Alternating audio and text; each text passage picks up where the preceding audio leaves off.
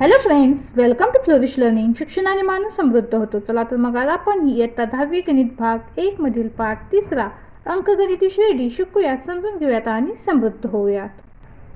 तर आज आपण पाहूयात सराव संच 3.4. त्यातील प्रश्न पहिला. सानिकाने 1 जानेवारी 2016 ठरवले की त्या दिवशी 10 रुपये, दुसऱ्या दिवशी 11 रुपये, तिसऱ्या दिवशी 12 रुपये अशा प्रकारे बचत करत राहायचे. तर 31 डिसेंबर 2016 पर्यंत तिची एकूण बचत किती झाली? तर तिने 1 जानेवारी 2016 ठरवले आहे की रोज 10, 11, 12 अशा पद्धतीने बचत करायची. तर 31 डिसेंबर 2016 पर्यंत तिची एकूण बचत आपल्याला काढायची आहे. तर सानिकाने पहिल्या दिवशी 10 रुपये, दुसऱ्या दिवशी 11 रुपये, तिसऱ्या दिवशी 12 रुपये अशा पद्धतीने बचत केलेली आहे. म्हणून 10, 11, 12 पुढे डॉट डॉट डॉट तिने जी काय बचत केली असेल ती, तर ही काय आहे? क्रमिका आहे. म्हणून ए बरोबर T1 बरोबर काय होईल आपला? तर 10, T2 बरोबर 11, T3 बरोबर 12 अशा पद्धतीने. आता ते आपल्याला डी काढायचं आहे. म्हणून डी बरोबर काय होतं? T2 वजा T1. मग T2 किती आपला? तर 11 आहे. मग 11 वजा 10 बरोबर किती मिळाला आपल्याला? 1 मिळाला. म्हणून आपला डी किती आला? तर 1 आला. आता इथे पहा, सामान्य फरक डी हा स्थिर आहे, म्हणून ही क्रमिका अंकगणिती श्रेणी आहे. आता 2016 हे लीप वर्ष आहे. आता 2016चे मग एकूण दिवस किती असणार? तर 366. तर दर 4 वर्षांनी काय होतं? तर लीप वर्ष हे येत असतं. तर लीप वर्षाचे एकूण दिवस किती असतात? तर 366 असतात. म्हणून एन बरोबर आपला काय होईल? तर 366 येईल. तर लीप वर्षाचे दिवस हे 366 असतात. तर जे सामान्य वर्ष असतं तर त्या वर्षाचे एकूण दिवस किती असतात हे तुम्ही मला कमेंटमध्ये नक्की कळवा. तर इथे काय होईल? आता सानिकाने 366 दिवस बचत केली. 366 दिवस का? तर 2016 हे लीप वर्ष आहे. तर या आधीचं 2024 हे लीप वर्ष होतं. आता पुढे येणारं लीप वर्ष कोणतं असेल हे सुद्धा कमेंटमध्ये तुम्ही नक्की कळवा. तर 2 प्रश्नांची उत्तरे तुम्हाला कमेंटमध्ये कळवायची आहेत. पहिलं की सामान्य वर्षामध्ये किती दिवस असतात, आणि आता पुढील जे येणारं लीप वर्ष आहे, आता 2026 सुरू आहे, तर पुढील येणारं लीप वर्ष हे कोणत्या साली असेल? त्यावेळी आपल्याला अशाच किमती मिळते. त्यावेळी त्या उत्तराला असं चौकोन करायचं. म्हणजे आपल्याला काय होतं? ते पूर्ण गणितामध्ये आपल्याला ॲक्च्युली आपलं उत्तर कुठं आहे ते पटकन आपल्याला लक्षात येतं. तिथे काय झालेलं आहे? सानिकाने 366 दिवस बचत केलेली आहे. म्हणून समीकरण कसं होईल आपलं? तर यस 366 बरोबर सानिकाची एकूण बचत. कारण सानिकाने 366 दिवस बचत केलेली आहे. आपण एस एनचं सूत्र इथं लिहून घेतलेलं आहे. एस एन म्हणजेच काय? यस 366 होईल. मग आता एनचे 2 म्हणजेच काय होईल? इथे 366 भागिले 2 कंसामध्ये 2a म्हणजे 2 गुणिले काय होईल? 10. कारण ए आपला 10 आहे. अधिक एन किती आपला? तर 366 वजा 1 गुणिले डी किती आला आपला? तर 1 आलेला आहे. त्या सगळ्या किमती आपण ते लिहून घेतलेल्या आहेत. आता 2ने काय करूयात? आपण 366ला भाग देऊयात. बेक के बे, एक उरेल 16, बॅक 16 आणि बेत्रिका 6 म्हणजे 183 मिळाला. कंसामध्ये इथे काय होईल? 10 दुनी 20 अधिक 366 वजा 1 365. आणि 365 गुणिले 1 केला तर गुणाकार आपल्याला 365च मिळेल. पुन्हा आता इथे काय होईल? तर हे 183 आपण आहे तसंच ठेवूयात. गुणिले इथं कोणतं चिन्ह नाही म्हणजे इथं गुणाकार असतो. 20 अधिक 365 यांची बेरीज होईल. ही बेरीज आपल्याला किती मिळते? तर 385 मिळते. तर 385 गुणिले 183 आपण गुणाकार बाजूला करून पाहत आहोत. 5 त्रिक 15, 7 चाले 1, 8 त्रिक 24 ने 1 25, 7 चाले 2, 3 त्रिक 9 आणि 2 11. आता इथे 3 4 0 देऊयात. 8 पंचे 40, 7 चाले 4, पुन्हा 8 8 64 आणि 4 68, 8 चाले 6, पुन्हा 8 त्रिक 24 आणि 6 30. आता 8 आणि 3 या दोन्ही अंकासाठी आपण ते 2 शून्य देणार. आता 1 ने गुणल्यानंतर काय होईल? आहे तसंच मिळेल. सॉरी, 5 1 5, त्यानंतर हे 8 1 8 आणि हे 3 1 3. अधिक चिन्ह देऊया. यांची बेरीज करूयात. 5 अशी 5, 5 अशी 5. आता 8 आणि 1 9, 9 आणि 5 किती मिळेल आपल्याला? तर 14. हे 5 आहे, ते लक्षात द्या. 5 1 5 असा गुणाकार आहे तो. आता पुन्हा इकडे हातच्या जाईल आणि इथे काय होईल? हे 8 आणि 1 9 आणि हे 10, पुन्हा इकडे हातच्या 3 3 6 आणि 1 7 म्हणजे 70,455 मिळेल. 70,455 हा यस 366 मिळालेला आहे आपल्याला. 70,455. म्हणून सानिकाची एकूण बचत 70,455 रुपये झाली. यानंतर दुसरा प्रश्न आहे, एका गृहस्थाने 8,000 रुपये कर्जाऊ घेतले आणि त्यावर 1,360 रुपये व्याज देण्याचे कबूल केले. प्रत्येक हप्ता आधीच्या हप्त्यापेक्षा 40 रुपये कमी देऊन सर्व रक्कम 12 मासिक हप्त्यात भरली तर त्याने दिलेला पहिला व शेवटचा हप्ता किती होता? येथे पहा, गृहस्थाने परतफेड केलेली एकूण रक्कम 8,000 अधिक 1,360 आहे. म्हणजेच एकूण किती रक्कम त्याने परतफेड केली तर 9,360 रुपये. आता टी बरोबर काय, तर लगतच्या 2 हप्त्यांमधील फरक तो किती आहे तर 40 आहे, म्हणजे वजा 40 होईल. कारण त्याने प्रत्येक हप्ता काय केला, 40 रुपये कमी करून दिलेला आहे, म्हणून आपल्याला डी किती आला तर वजा 40 आला. म्हणजे सामान्य फरक डी हा स्थिर आहे, म्हणून ही अंकगणिती श्रेणी आहे. आता हप्त्यांची संख्या n बरोबर किती आहे तर 12 आहे आणि 12 हप्त्यात एकूण त्याने 9,360 रुपये फेडले आहेत. आता सलग 12 हप्त्यांची बेरीज बरोबर काय होईल तर यस 12 होईल. मग आपण एसएनचं इथं सूत्र लिहून घेतलेलं आहे. आता आपण या किमती सूत्रामध्ये ठेवून उदाहरण सोडून घेऊयात. आता एस एन म्हणजेच काय होईल यस 12, एन किती आपला तर 12/2 होईल. कंसामध्ये 2a म्हणजेच 2 गुणिले ए तर आपल्याला इथं दिलेलं नाही, म्हणजे 2a आपण आहे तसंच ठेवूयात, अधिक एन किती आहेत आपला 12 वजा 1 आणि डी किती आहे तर वजा 40 बरोबर. इथे काय होईल यस 12 किती दिले आपल्याला तर 9,360 दिलेला आहे. आता इथे 2 ने 12ला भाग देऊयात, हा भाग कितीचा बसतो तर 6चा बसतो. एक कंसामध्ये 2a आहे तसंच राहू देत, अधिक काय होईल हे 12 वजा 1 11 आणि गुणिले वजा 40 9,360 आहे तसंच बरोबर. हे 6 सुद्धा आपण आहे तसंच लिहूयात. आता इथे कंसामध्ये काय होईल तर 2a आहे तसं ठेवूयात आणि हे अधिक वजा वजा होईल. 11×4 = 44 आणि हा 0 आहे तसा, म्हणजे 440 हा गुणाकार आपल्याला मिळेल. पुन्हा आता इथे हे 9,360 आहे तसंच लिहूयात बरोबर. आता 6 ने पूर्ण कंसाला गुणूयात, 6 दुनी 12a अधिक वजा वजा हा 6 0 0 6×24 4 लिहिला, हा 4ला 2 परत 6×24 आणि 2 26 तोंडी सुद्धा हा गुणाकार आपला होतो पहा. त्यानंतर पुन्हा हे 9,360 आपण आहे तसंच लिहूया. आता हे वजा 2,640 आहे, ते बरोबर चिन्हाच्या पलीकडे घेतल्यानंतर काय होईल धन होईल, अधिक 2,640 बरोबर 12a. आता यांची बेरीज करूयात. ही बेरीज आपल्याला किती मिळते तर 12,000 मिळते पहा. 12,000 बरोबर 12a, म्हणून ए बरोबर काय होईल तर बाजूंची आपण आदला बदल जरी केली तरी चालेल, 12,000 भागिले 12 होईल. म्हणून ए बरोबर किती मिळेल आपल्याला इथे तर 12 × 12 आणि पुन्हा हे 3 शून्य आहे तशा, म्हणजेच 1,000. याची किंमत काय मिळाली आपल्याला इथे 1,000 मिळाली. म्हणून काय होईल तर पहिला हप्ता 1,000 रुपये. तर ते TN बरोबर शेवटचा हप्ता, TNचं सूत्र आपण तर लिहून घेतलेलं आहे. तर TN म्हणजेच काय T12 किती मिळाला आपल्याला 1,000 मिळाला, अधिक n किती आपला तर 12 वजा 1 आणि डी किती आपला तर वजा 40 बरोबर. आता इथे काय होईल 1,000 आहे तसंच लिहूयात, अधिक 12 वजा 1 11 गुणिले हे वजा 40. पुन्हा हे 1,000 आहे तसेच राहतील, अधिक वजा वजा 11×44 आणि 0 आहे तसा, म्हणजे 440. मग 1,000 वजा 440 ही वजा बाकी करूयात. ही वजा बाकी आपल्याला किती मिळते तर 560 मिळते पहा. म्हणजेच T12 आपल्याला किती मिळाला 560. शेवटचा हप्ता 560 रुपये, म्हणून पहिला हप्ता 1,000 रुपये आणि शेवटचा हप्ता 560 रुपये.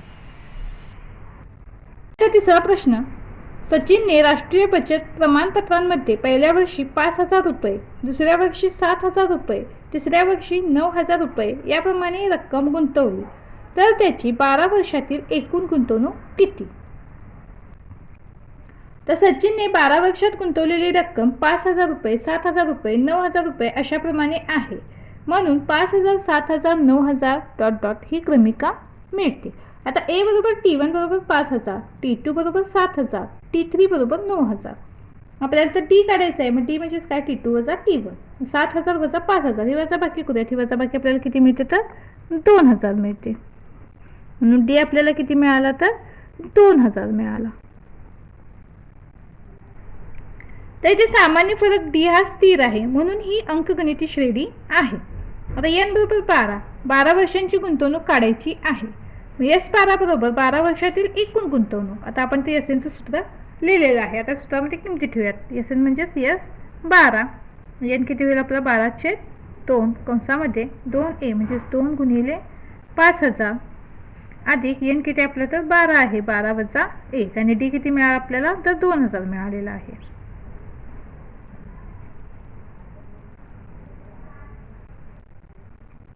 बरोबर. आता इथे काय होईल तर 2 ने 12ला भागतोय तो 6चा बसतो पहा. इथे काय होईल यांचा गुणाकार करूया त्या दोघांचा. 5 दुनी 10 आणि पुढे ह्या 3 शून्य आहेत तशा म्हणजे 10,000 मिळेल. अधिक इथे काय होईल 12 वजा 1 11 आणि 11 दोन्ही 22 आणि पुन्हा ह्या 3 शून्य आहेत तशा म्हणजे हा गुणाकार किती मिळाला आपल्याला 22,000 मिळाला. 12 वजा 1 11 मिळाले आणि 11 गुणिले 2,000 म्हणून 11 दुनी 22,000. बरोबर. इथे काय होईल 6 गुणिले हे 10,000 अधिक 22,000 यांची बेरीज करूयात. ही बेरीज किती मिळते तर 32,000 मिळते. 6 गुणिले 32,000 हा गुणाकार करूयात. आता 3 शून्य आहेत तशाच लिहूयात आपण. 6 दुनी 12 हातच्या 1 सैंत्रिक 18 आणि 19 म्हणजेच काय मिळालं आपल्याला 1,92,000 ही किंमत आपल्याला मिळालेली आहे. म्हणजेच आपला S12 किती आला तर 1,92,000. म्हणून सचिनची 12 वर्षातील एकूण गुंतवणूक 1,92,000 रुपये आहे. यानंतर चौथा प्रश्न आहे. एका नाट्यगृहात खुर्च्यांच्या एकूण 27 रांगा आहेत. पहिल्या रांगेत 20 खुर्च्या आहेत, दुसऱ्या रांगेत 22 खुर्च्या आहेत, तिसऱ्या रांगेत 24 खुर्च्या याप्रमाणे सर्व खुर्च्यांची मांडणी आहे. तर 15व्या रांगेत एकूण किती खुर्च्या असतील आणि नाट्यगृहात एकूण किती खुर्च्या असतील. तर नाट्यगृहात पहिल्या रांगेत 20, दुसऱ्या रांगेत 22, तिसऱ्या रांगेत 24 या प्रकारे खुर्च्या आहेत. म्हणून 20, 22, 24 ही क्रमिका मिळते. तर इथे A बरोबर T1 बरोबर 20, T2 बरोबर 22, T3 बरोबर 24. आपण तर टी काढूया. टी बरोबर काय होतं T2 वजा T1 म्हणजेच काय 22 वजा 20 ही 20 वजाबाकी येते आपल्याला. तर काय मिळालं आपल्याला 2 म्हणून डी किती आपला तर 2 आहे. तर सामान्य फरक डी हा स्थिर आहे आणि ही अंकगणिती श्रेणी आहे. खुर्च्यांची एकूण रांगा n बरोबर 27 आहेत आणि 15व्या रांगेतील खुर्च्यांची संख्या आपण ते काढणार आहोत म्हणजेच काय T15. तर त्यासाठी आपण तर TNचं सूत्र लिहून घेतलेलं आहे. आता इथे किमती ठेवूयात. तर TN म्हणजे काय होतं T15. A किती आपला तर 20 आहे अधिक n किती 15 वजा 1 आणि डी किती मिळालेला आहे 2. बरोबर. आता इथे काय होईल हे 20 आहे तसंच ठेवूयात अधिक 15 वजा 1 14 गुणिले 2. बरोबर. इथे काय होईल 20 अधिक 14 गुणी 28. 20 अधिक 28 ही बेरीज आपल्याला किती मिळते तर 48 मिळते. म्हणजेच T15 आपल्याला काय मिळाला 48 मिळाला. म्हणून 15व्या रांगेतील खुर्च्यांची संख्या बरोबर 48. आता नाट्यगृहातील एकूण खुर्च्या काढण्यासाठी एकूण 27 रांगातील खुर्च्यांची बेरीज बरोबर काय होईल 27 होईल. तर आपण ते एसएनचं सूत्र लिहून घेतलेलं आहे. ते किमती ठेवूयात. एसएन म्हणजेच काय आपला तर 27 होईल. एन किती झाला आहे ते आपला 27/2 म्हणजे 2A म्हणजेच काय 2 गुणिले 20 होईल अधिक एन किती आपला तर 27 वजा 1 आणि डी किती आलेला आहे तर 2 आलेला आहे. बरोबर. हे 27/2 आपण आहे तसंच ठेवूया. इथे कंसामध्ये काय होईल 20 दुनी 40 अधिक 27 वजा 1 26 गुणिले 2. बरोबर. हे 27/2 आहे तसंच ठेवूया आणि इथे काय होईल हे 40 अधिक 26 दुनी 52. बरोबर. आता इथे काय होईल 27/2 आहे तसंच ठेवूयात. 40 अधिक 52 यांची बेरीज करूया. ती बेरीज आपल्याला 92 मिळते पहा. बरोबर. आता इथे काय होईल 2 ने 92ला भाग देऊयात. 2 के 2 2 8 आणि 12 बेसक 12 46 दुनी 92. आता 27 गुणिले 46 हा गुणाकार करून पाहूयात. तर 27 गुणिले 46 हा गुणाकार किती मिळतो आपल्याला तर 1242 मिळतो. म्हणजेच आपल्याला यस 27 किती मिळाला 1242. म्हणून नाट्यगृहातील 15व्या रांगेत एकूण 48 खुर्च्या असतील आणि नाट्यगृहात एकूण 1242 खुर्च्या असतील. यानंतर 5वा प्रश्न, कारगिल येथे एका आठवड्यातील सोमवार ते शनिवार या दिवसांच्या तापमानाची नोंद केली. त्या नोंदी अंकगणिती श्रेणीत आहेत असे आढळले. सोमवार व शनिवारच्या तापमानाची बेरीज मंगळवार व शनिवारच्या तापमानाच्या बेरजेपेक्षा 5 अंश सेल्सिअसने जास्त आहे. जर बुधवारचे तापमान वजा 30 अंश सेल्सिअस असेल तर प्रत्येक दिवसाचे तापमान काढा. सोमवार ते शनिवारचे तापमान अनुक्रमे T1 अंश सेल्सिअस, T2 अंश सेल्सिअस, T3 अंश सेल्सिअस, T4 अंश सेल्सिअस, T5 अंश सेल्सिअस आणि T6 अंश सेल्सिअस आहेत. बुधवारचे तापमान T3 बरोबर वजा 30 अंश सेल्सिअस दिले आहे. या माहितीवरून समीकरण मिळवू. तर आपण समीकरण मिळवण्यासाठी TNचं सूत्र इथे लिहून घेतलेलं आहे. तर TN म्हणजेच काय तर T3. तर T3 किती आपला वजा 30 आहे बरोबर A अधिक ते काय होईल 3 वजा 1 गुणिले D होईल वजा 30 आहे तसे बरोबर इथे काय होईल A अधिक 3 वजा 1 2D. म्हणजेच आपण हे कसं लिहू शकतोय A अधिक 2D बरोबर वजा 30. याला आपण समीकरण नंबर 1 देऊयात. आता दुसऱ्या अटीनुसार सोमवारचे तापमान अधिक शनिवारचे तापमान बरोबर मंगळवारचे तापमान अधिक शनिवारचे तापमान अधिक 5 अंश सेल्सिअस. म्हणजेच आपल्याला हे समीकरण कसं मिळेल तर T1 अधिक T6 बरोबर T2 अधिक T6 अधिक 5 अंश सेल्सिअस. म्हणून T1 बरोबर काय होईल इथे तर T2 अधिक 5 अंश सेल्सिअस. कारण हे T6 बरोबर चिन्हाच्या पलीकडे झाल्यानंतर वजा होईल आणि हे अधिक आणि वजा एकमेकाला निघून जातील. म्हणजेच T2 अधिक 5 अंश सेल्सिअस शिल्लक राहील. त्याला आपण समीकरण नंबर 2 देऊयात. परंतु T1 बरोबर जर आपण सूत्रानुसार जर T1 ची किंमत काढली तर काय होईल A अधिक कंसात 1 वजा 1 गुणिले T. म्हणजेच काय मिळेल आपल्याला A अधिक 0 गुणिले D. म्हणजेच काय फक्त A मिळेल कारण शून्याने कोणत्याही संख्येला आपण गुणल्यानंतर शून्यच मिळतो. म्हणजे आपल्याला T1 काय मिळाला तर A मिळाला.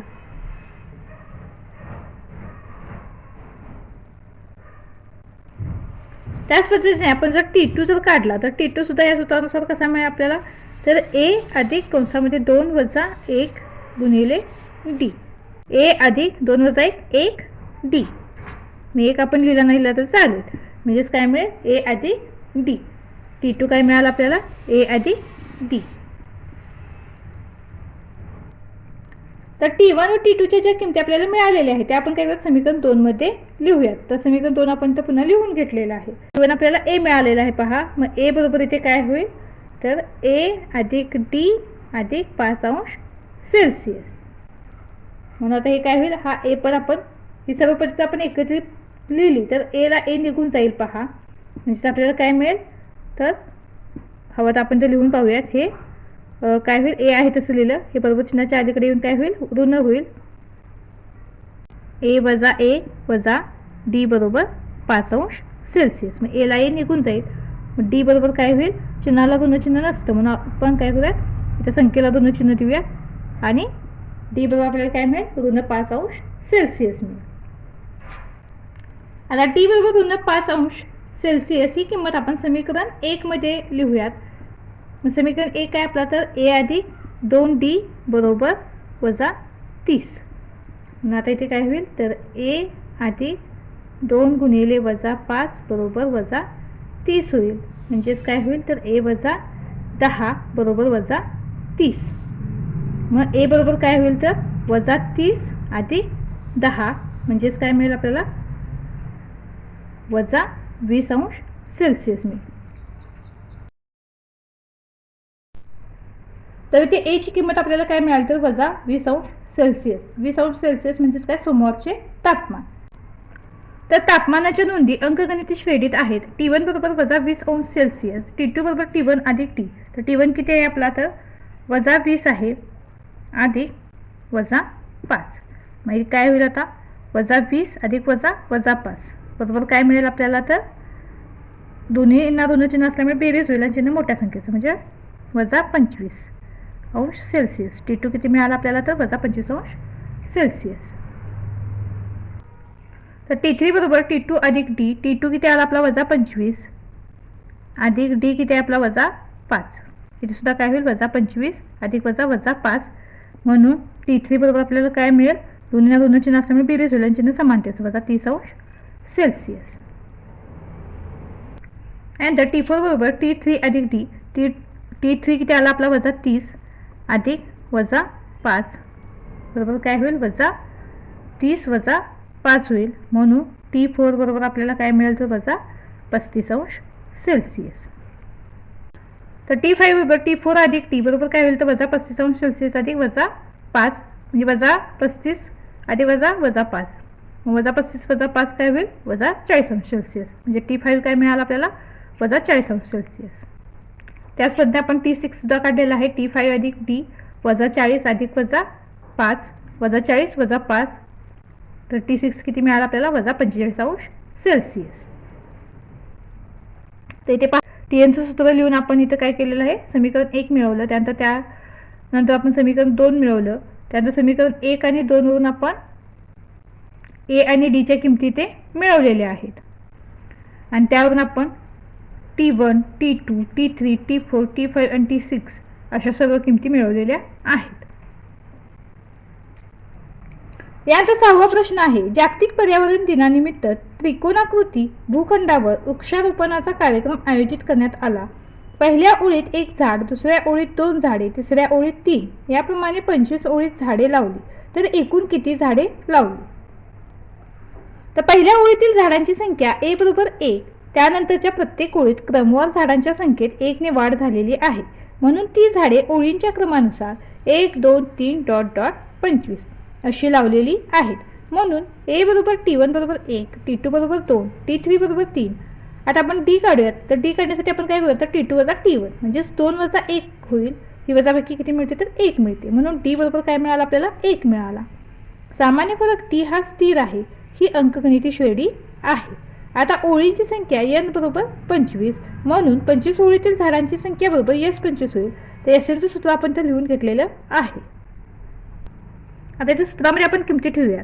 SN म्हणजेच किती तर S25 बरोबर इथे काय होईल तर 25/2 कंसामध्ये 2A म्हणजेच 2 गुणिले 1 अधिक कंसामध्ये 25 वजा 1 गुणिले D किती आपला तर 1 आहे बरोबर इथे काय होईल 25 वजा 2 आहे तसंच लिहूया. तिथे हा गुणाकार करूयात बे के बे इथे काय होईल अधिक 25 वजा 1 24 आणि 24 गुणिले 1 हा गुणाकार केला तर तो 24च मिळतो कंस पूर्ण बरोबर. हे 25/2 आहे तसंच ठेवूयात. 2 अधिक 24 ही बेरीज किती मिळते तर 26 मिळते बरोबर. आता इथे काय होईल 2 ने 26ला भाग देऊयात बे के बे आणि 13 मग 25 गुणिले 13 हा गुणाकार करूयात. 25 गुणिले 13 हा गुणाकार किती मिळतो आपल्याला तर 325 मिळतो. पहा 25 × 75 हा 40 7 25 × 25 आणि 7 32 325 म्हणजे आपल्याला S25 किती मिळाला तर 325 मिळाला. म्हणून लावलेल्या झाडांची एकूण संख्या 325 आहे. तर आपला सराव संच इथं पूर्ण झालेला आहे. व्हिडिओ आवडल्यास चॅनलला लाईक शेअर सबस्क्राईब नक्की करा आणि हो कमेंट सुद्धा नक्की करा. धन्यवाद.